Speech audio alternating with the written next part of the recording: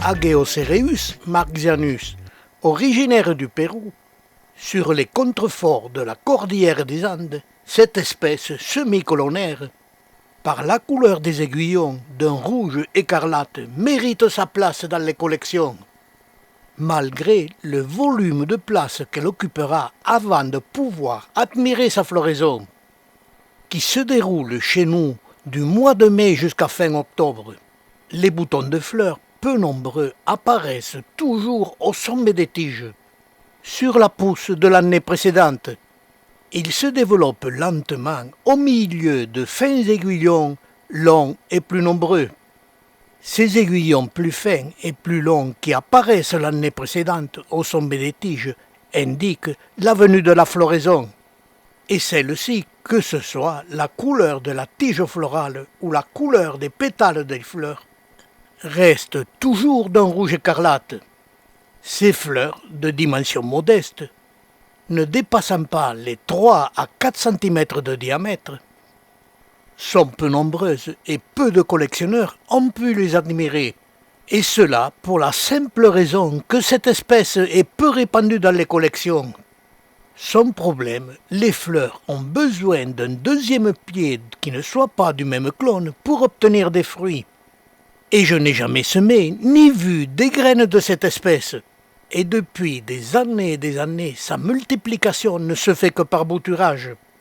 Le bouturage de cette espèce est facile. Il faut simplement sectionner un bout de tige d'une dizaine de centimètres de long, ce qui provoque une multiplication de cette espèce très lente, mais aussi elle présente un deuxième inconvénient.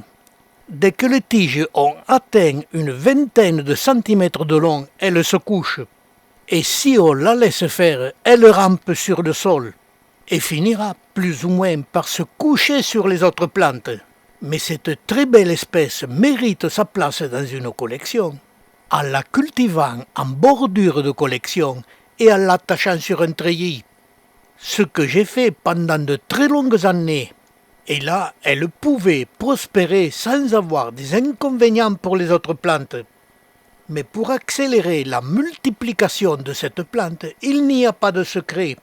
Il faut la greffer et sur un myrtillocactus géométrisant, le plus puissant possible, ce qui aura pour avantage d'accélérer le développement du greffon. Et le greffon ne perdra aucun caractère dans la densité de ses aiguillons.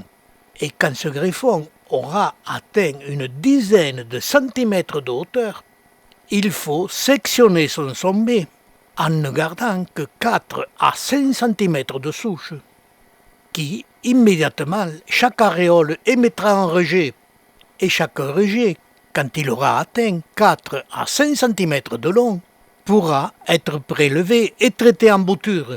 Cette multiplication est adoptée pour remplacer les semis, mais a surtout l'avantage d'obtenir des plantes qui sont aptes à fleurir dès la 3 ou 4e année, tout en ne perdant aucun caractère dans la couleur exceptionnelle de ces aiguillons.